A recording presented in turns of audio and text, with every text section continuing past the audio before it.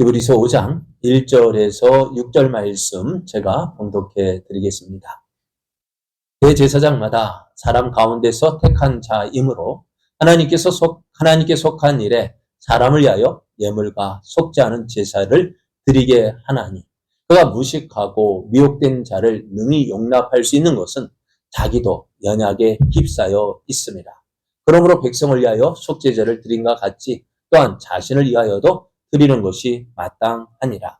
이 종교는 아무도 스스로 취하지 못하고 오직 아론과 같이 하나님의 부르심을 받은 자라야 할 것이니라.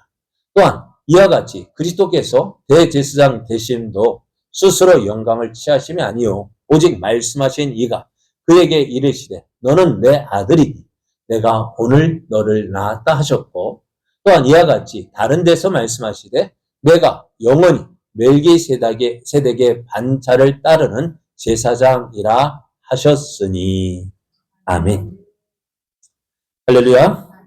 무더운 여름날에 들려오는 비 소식으로 인해서 우리의 마음이 복잡한 때에 하나님의 은혜를 사모하여 예배의 자리에 나온 여러분에게 시원하게 내려주시는 하나님의 은혜가 넘쳐나기를 예수님의 이름으로 축복합니다. 옆에 계신 분과 함께 인사하겠습니다. 함께 하시는 하나님이 계셔 든든합니다. 함께 예배하는 성도님이 있어 행복합니다.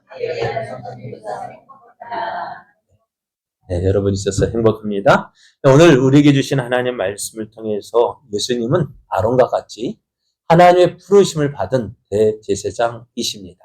예수님은 아론과 같이 하나님의 부르심을 받은 대제사장이십니다. 이런 제목으로 하나님 말씀을 증거하겠습니다. 여러분 예수님 믿으십니까? 참 당연한 이야기 하죠. 그런데 한 번씩 우리가 점검해 볼 필요가 있어요. 내가 예수를 믿고 있는가? 믿고 있다면은요, 정말 잘 믿고 있는가? 운동장을 달리는 경주 선수가요, 멋대로 달려야 돼요? 자기 멋대로 달리면 될까요? 안 될까요? 안 돼요. 그럼 어떻게 달려야 돼요? 이 규칙대로 달려야 돼요. 나는 하나님을 잘 믿고 있다고 생각했는데요. 그것이 하나님께서 기뻐하시는 방법이 아니라면 어떻게 될까요? 바울이 그러했죠? 바울이 자기 딴에는 하나님께 열심을 가지고 있었고, 그래서 어떻게 하나님에 의해서 하나님을 기쁘시게 하기 위해서 어떻게 했어요? 예수 믿는 사람을 핍박했어요. 교회를 핍박했어요. 이렇게 하면 하나님이 기쁘시게 할 것이다. 이렇게 하면 하나님을 기뻐하실 거다? 그렇게 생각하고, 그렇게 열심히 스데반을 죽이면서까지 그렇게 열심을 넣어서 충성했다고, 자기 딴에는. 그러나 그것이 어떤 모습이었어요? 사울아, 내가 어찌하여 나를 핍박하느냐? 주여 누구십니까? 나는 내가 핍박하는 나사렛 예수니라. 예수님은 사울이 누구를 핍박했어요? 예수님 핍박한 적이 있을까 없을까요? 없어요. 그럼 무엇을 핍박했어요? 예수 믿는 사람, 예수 믿는 그 교회를 핍박했는데 예수님은 그것을 누구로? 예수님은 자신의 몸 대신 교회를, 성도를 그렇게 표현하고 있었습니다. 그리고 우리가 예수님을 믿느냐? 믿고 있죠. 그런데 어떻게 믿고 있느냐?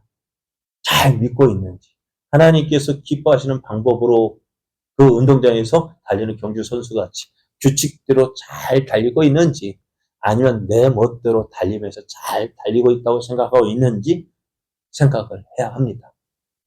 그래서 히브리서 기자가 이야기한 것이 이것이잖아요.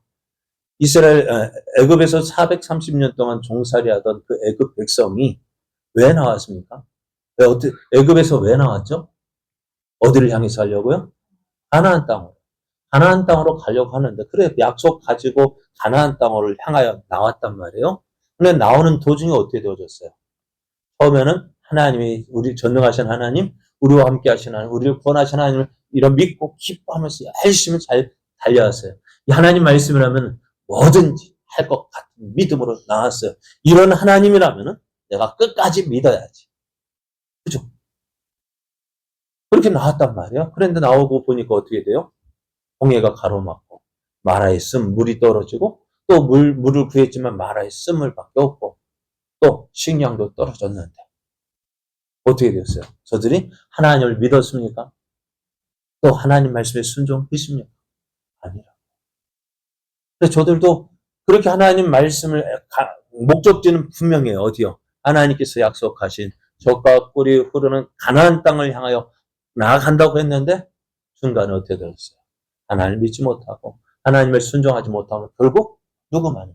여호수아 갈렙만 그 하나님께서 약속하신 가나안 땅에 들어갔고 나머지는요 강에서 다 죽었다 했습니다. 왜요? 다른 것 때문이 아니에요. 하나님을 믿지 않았기 때문에 하나님 말씀에 순종하지 않았기 때문에 결국 저들은 하나님께서 약속하신 가나안 땅을 바라보면서 나왔지만 가나안 땅에 들어가지 못했습니다. 강에서 죽고 말았어요.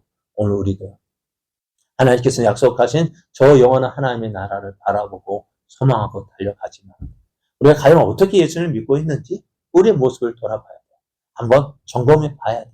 아무리 잘 달리는 차라 할지라도요. 어떻게 해요? 점검하지 않으면 언제 고장날지 몰라요. 마찬가지로 우리의 믿음들 잘 달리고 있는 것 같지만 내 자신이 어떤 모습으로 달려가고 있는지 점검해 봐야 합니다. 그래서 시편 기자는 다윗의 시편을 인용하면서 이렇게 경고했습니다. 오랜 후에 다윗의 글에 다시 어느 날을 정하여 오늘이라고 미리 이같이 일렀으되 오늘 너희가 그의 음성을 듣거든 너희 마음을 완고하게 하지 말라 했다 했습니다. 이 말씀 다윗이 누구를 보고 이야기했어요? 그 어떤 사건을 두고 이 출애굽한 이스라엘 백성들의 그 사건을 보면서 누구에게? 다윗 시대의 다윗의 백성들 그들에게 말하였고 또 오늘 히브리서 기자는요. 히브리서 이 글을 읽는 모든 독자들 그 6, 70년에 기록되었던 이 글이요. 그 당시에 이 글을 읽은 교인들이나 또 오늘 이 시대를 살아가는 우리들에게 하는 말이 너희가 그의 음성을 듣거든 마음을 완고하게 하지 말라. 교만하게 하지 말라. 강팍하게 먹지 마라. 어떻게 해요? 나는 잘하고 있어. 나는 잘하고 있으니까 뭐 들을 필요 없어. 그렇게 하지 말라고 경고하고 있다 했습니다. 이렇게 경고하는 이유가 무엇일까요? 하나님의 약속을 받은 것으로 만족하지 말고요. 그 약속을 이루는 자가 되어야 하기 때문입니다. 그래서 그러므로 우리가 저 안식에 들어가기를 힘쓸지니 이는 누구든지 저 순종하지 아니하는 본에 빠지지 않게 하려 함이라 했습니다. 약속을 받았지만 어떻게 됩니까?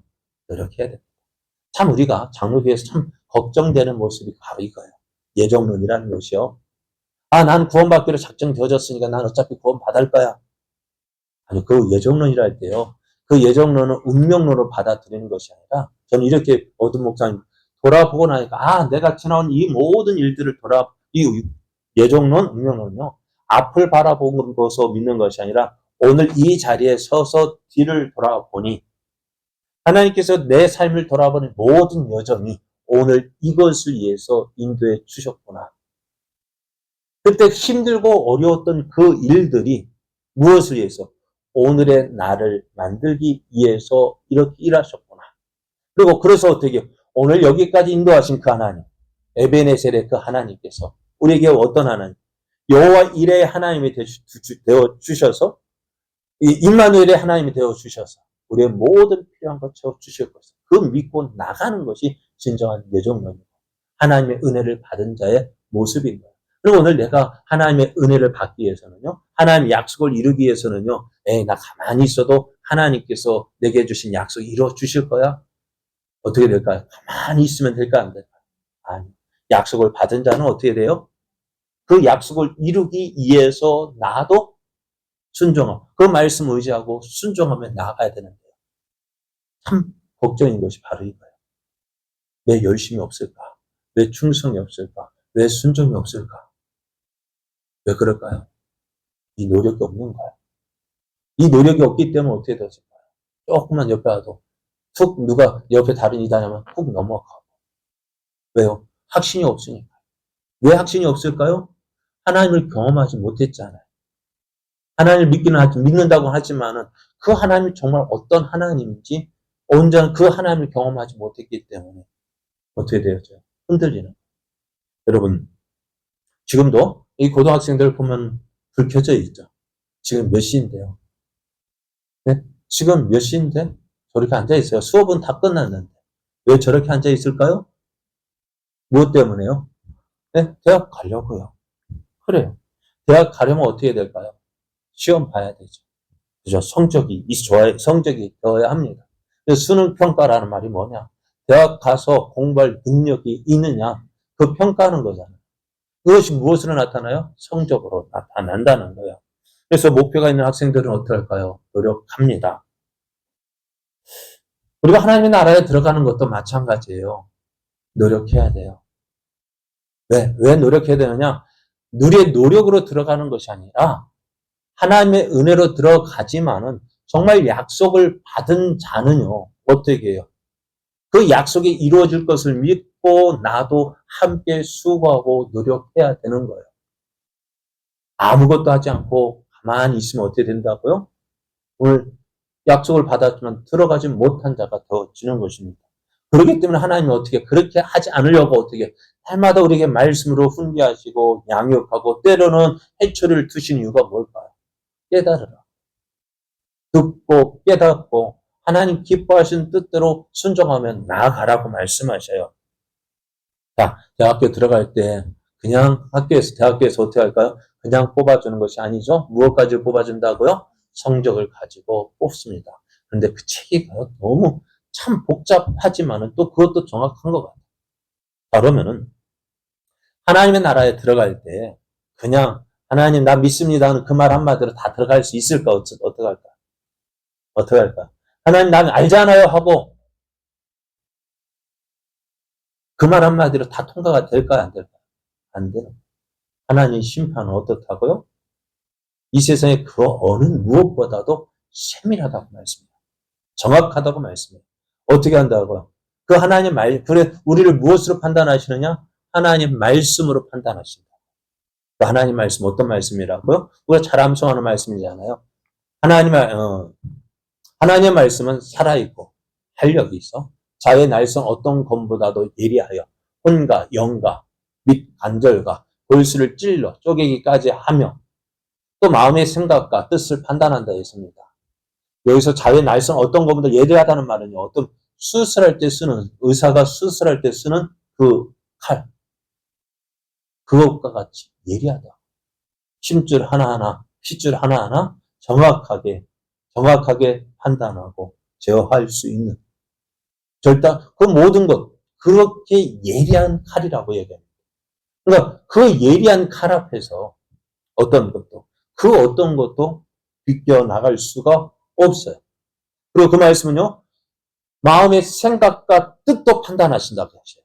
그러니 그 말씀 앞에서 내가 어떻게 되어질까요? 나는 어떨까? 그래서 지으신 것이 하나도 그 앞에 나타나지 않음이 없고 우리의 결산을 받으실 이의 눈앞에 만물이 벌거벗은 것 같이 드러나느니라 했습니다. 감추면 되지. 하나님 모르게 슬쩍 감추면 되지. 그래요. 사람의 눈은 속일 수 있겠지만 하나님의 눈은 속일 수가 없습니다. 그렇게 하나님께서 모든 것 정확하게 판단하실 때 우리가 그 하나님 말씀 앞에서 내가 잘했습니다. 내가 옳습니다. 어렵다고 인정받을 사람이 있을까요? 없을까요? 어느 누구도 없다는 것입니다. 이 사실을 사도 바울이 이렇게 얘기합니다. 사도 바울도요. 자, 사도 바울, 은혜를 받은 사도 바울. 여러분, 사도 바울만큼 하나님 말씀대로 하나님 뜻을 이루기 위해서 살려고 노력한 사람이 과연 있을까요?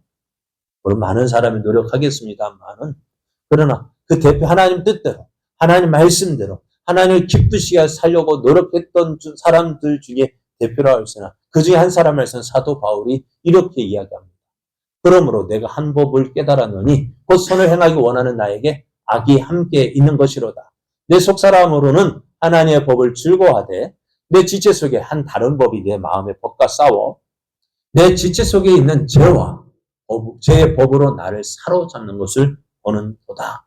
오호라, 나는 공고한 사람이로다. 이 사망의 몸에서 누가 나를 건져내려 했습니다.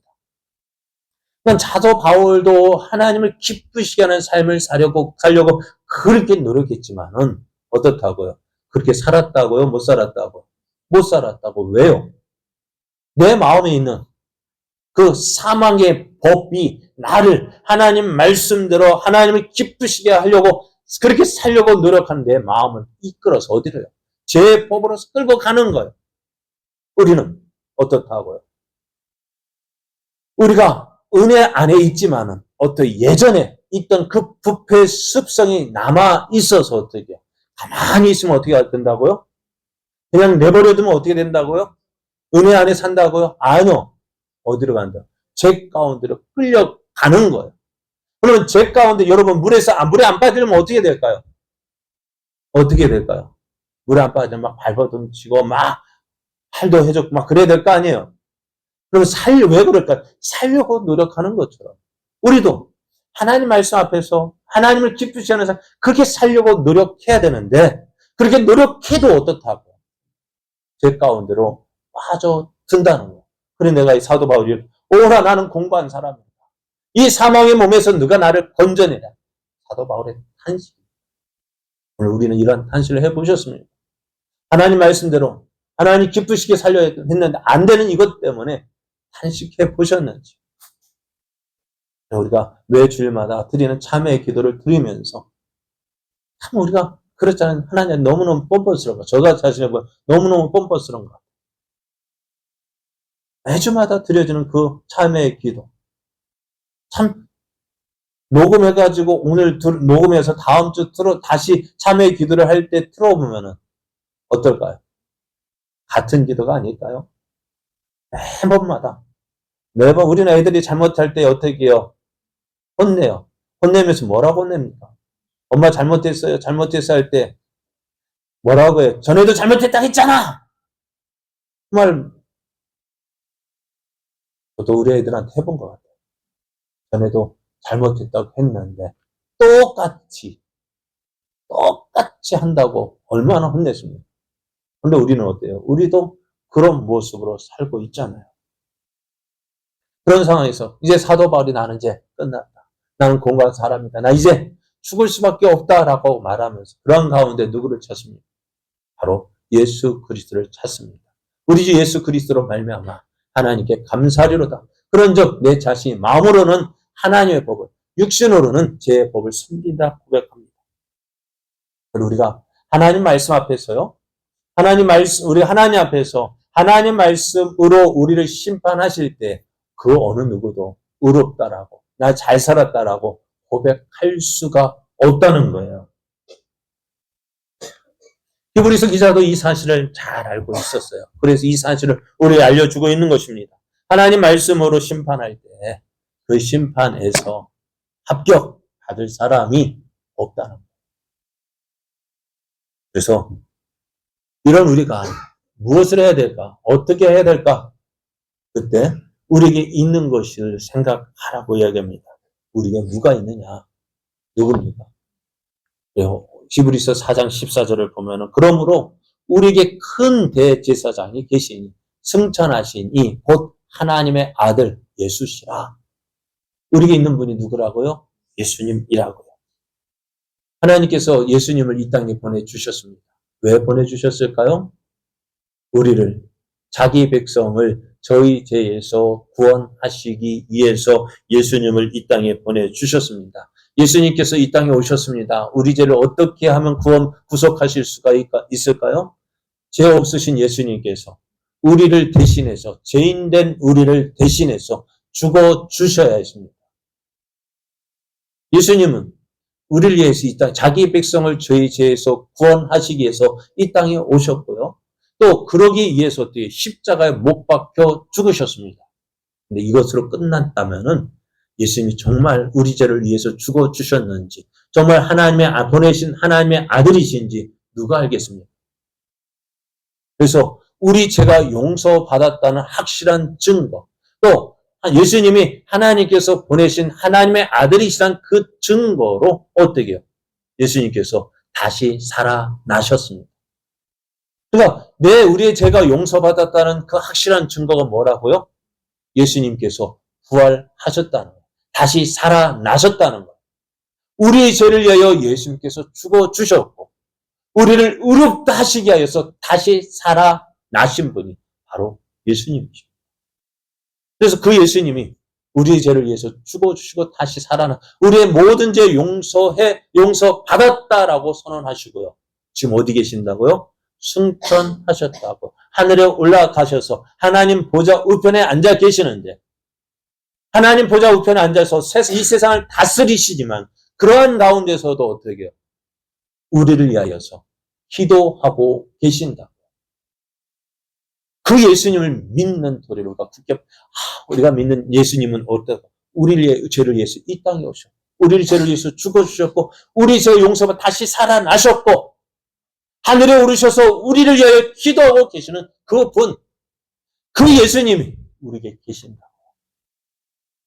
그래 우리가 비록 연약해서 또 부족해서 죄를 짓고 또 그 죄로 인해서 심판받을 수밖에 없지만 우리에게는 대제사장 대신 예수님을 붙잡을 때 어떻다고? 우리는 하나님께서 주시는 긍휼의 은혜를 받는다고 말씀합니다. 그러므로 우리는 긍휼하심을 받고 긍휼하다는 말이 뭘까요? 불쌍히 여김을 받는다는 것입니다. 불쌍해서. 참 불쌍해서 어떻게 해요? 아이고 너무 불쌍해서 사랑으로 용납해 주는 것입니다. 그리고 때를 따라 돕는 은혜 얻기 위해서 우리가 은혜의 보좌 앞에 담대히 나아가야 됩니다. 안내가 부족해서 많은 사람들 난 안 돼, 못해 신앙 돼버리죠. 왜 못해 신앙이 될까요? 이 은혜를 모르기 때문에. 여러 번 해봤다고 해서 못해, 안 돼, 포기하는 게 왜요? 이 은혜를 누리지 못하기 때문에. 못해도요, 해보라고. 못해도 해보면은 조금은 나아진다고. 누가 처음부터, 날 때부터 다 완벽하게 다 배우고 갖추고 나온 사람이 어디 있겠습니까? 그죠? 안 그래요? 사람이 이때 다 부족하고 연약하지만 어떻게 하다 보니까는 어떻게 되어지는 거예요. 해보니까 되는 거지. 예전에 그랬다 하잖아요. 정주회 회장이 그랬다 하잖아요. 안 돼요, 안 돼 하는 사람. 하는 말이 뭐예요? 해봤어? 해보고 나서 되는지 안 되는지 확인해 봐야 되는데 해보지도 않고 못해요, 안 돼요, 할 수 없어요. 그런 생각으로 우리가 하고 있다면 이 말씀을 믿지 못하는 거예요. 연약하고 부족하지만 긍휼하심을 받고 때를 따라 돕는 은혜 얻기 위해서 어떻게 해요? 은혜의 보좌 앞으로 담대히 나아가라고 말씀. 왜요? 우리에게 누가 있기 때문에? 예수님이 계시기 때문에. 그 예수님을 믿고 은혜의 보좌 앞으로 나아가는 것이 우리들이 해야 할 일이라는 거예요. 그런데 어때요? 해보았습니까? 해보았습니까? 참, 저도 부끄러운 일이 있어요. 요즘에 그냥 일주일에 한두 시간 전도한다고 해서 그것 때문에 좀 은혜 받았다고 하지만 저도 전도 어땠을까요? 못해 신앙이었어요. 왜요? 대부분 제가 이제는 신앙생활 하죠. 이제 신학교 들어가서 공부하고 교육 전도사로 사역을 하다 보니까 부교육자 드는 교회가 어떨까요? 대체로 작은 교회는, 개척교회는 안 하고요. 어떨까? 어느 정도 교세가 있는 교회에서 부교육자를 두잖아요. 그런 교회는 어떨까요? 가만히 전도하지 않아도 사람들이 와요. 왜요? 그동안 씨를 뿌려놨기 때문에 온다고요. 또 교회 크기도 있고, 그래서 소문도 있고, 사람들이 그래 가만히 전도 안 하고 가만히 있어도요. 그런데 그 교회는 숫자가 올 수밖에 없다고요. 그러니까 부교육자로 있으면서도 그리고 부교육자로 있으면서 전도해야지 하면서도 실상은 나간 적이 없다고요. 전도는 해야 되는 거 알아요. 그런데 나가지 않았어요. 왜? 가만히 있어도 되는데 뭐. 그런데 어떨까요? 그래서 저도 제자교회 와서 한 10년 동안 가만히 있어도 은혜 되니까 교회가 유지가 되니까 안 했다. 가만히 있어 어쩌다 한 번씩 오고 그것이 기뻤어요. 그런데 어떨까요? 가만히 있다 보니까 안 돼. 모태가 돼버리는 거예요. 전도 안 하니까요. 모태가 돼버리고 모태 돼버리니까 어떻게 돼요? 참 힘들어지죠. 그래서 제가 그래서 좀 요즘에 좀 동길 목사를 만나서 하는 이야기가 요 한 일주일에 몇 분 하는 거 그것 때문에 힘 얻어 해봐. 그렇게 좀 어깨에 좀 힘이 들어가는 이거 뭐. 근데요, 해봐야 돼. 안 하니까 교회가 안 되더라. 그래서 저는 감사해요. 여러분이 있어서 여러분 덕분에 지금 이렇게 말을 합니다만 그래요. 신앙생활도요, 해봐야 돼. 못해 하면은 진짜 못해요. 못하지만은 하려고 노력하면 어떻게 될까요? 하려고 노력하면 어떻게 될까요? 된다고. 하려고 안 하니까요. 어떻게? 난 원래 못해. 원래 못했어요. 맞아요. 원래 못해요. 그렇지만은 못하는 가운데서 어떻게 해요? 국률하심 받고 때를 따라 돕는 은혜 얻게 하여서 은혜의 보좌 앞으로 담대히 나가. 하나님 나 이거 못하는데 하고 싶어요. 해야 돼요. 할 수 있게 해주세요 하면 어떻게 될까요? 내게 능력 주시는 자 안에서. 내가 하는 것이 아니라 내게 능력 주시는 자 안에서 할 수 있는 거예요. 그 은혜를 우리가 누려야죠. 그 은혜를 누려야죠. 처음 한 번, 두 번 해보니까 안 된다고요? 그래, 안 돼요. 맞아요, 안 돼요. 한 번, 두 번 해가 다 되면 다 하죠. 그러면 진짜 가짜 어떻게 가리겠어요? 진짜 믿음, 가짜 믿음 어떻게 가릴까요? 계속 해보는 거. 끝까지 믿느냐? 끝까지 약속 믿고, 그 약속 믿고 하느냐, 안 하느냐, 그게 진짜 가짜 구분하는 거죠. 근데 한두 번 해서 다 되면은요, 진짜 가짜 구별할 수 있을까, 없을까요? 없어요. 오늘 우리도요, 못하는 거 알아요. 그러나 어떻다고요? 도우시는 그 은혜 얻기 위해서 담대히 나아가야 합니다. 그래서 우리에게 오늘 히브리서 기자 우리에게는 큰 대제사장이 있다고 했습니다. 우리에게 있는 대제사장은 어떤 분일까? 지금 대제사장은 성전에서 제사를 드리고 있는 아론 계열의 대제사장인데요. 오늘 이 대제사장의 특징은 뭐냐면요, 이것입니다. 대제사장마다 사람 가운데서 택한 자라는 것입니다. 누가 택했을까요? 사람 가운데서 하나님께서 택하셨다는 사실입니다. 대제사장이 되는 데 있어서 가장 중요한 게 뭐냐면은 하나님께서 세우셨다는 것입니다. 하나님께서 뽑으셨다는 것입니다. 다시 말하면은 하나님께서 세우지 않는 사람은, 그래서 하나님께서 받지 않으시는 사람은 스스로 제사장이 될 수 없다는 것입니다. 그 대표적인 예가 민수기 16장에 나오는 고라의 사건인데요. 고라는 다담과 아비람과 함께 모세와 아론에게 반기를 들면서 스스로 제사장 되기를 원했습니다. 그래서 고라가 세웠던 논리는 이것입니다.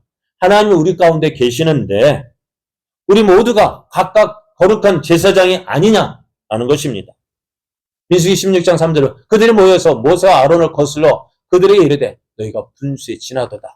해중에 다 각각 거룩하고 여호와께서도 그들 중에 계시거늘 너희가 어찌하여 여호와의 총회 앞에서 스스로 높이느냐라고 따지는 것입니다. 왜요? 모세와 아론이 이스라엘 백성들의 지도자가 되어서 온 이스라엘 백성 앞에서 이스라엘 백성을 이끄는 거 봅니까? 어떻게? 나도 그럴 만한 능력이 있는데 모세, 아론 너희들만 그렇게 하느냐? 그게 안 된다. 너희가 분수에 지나치다 하고 대적했습니다.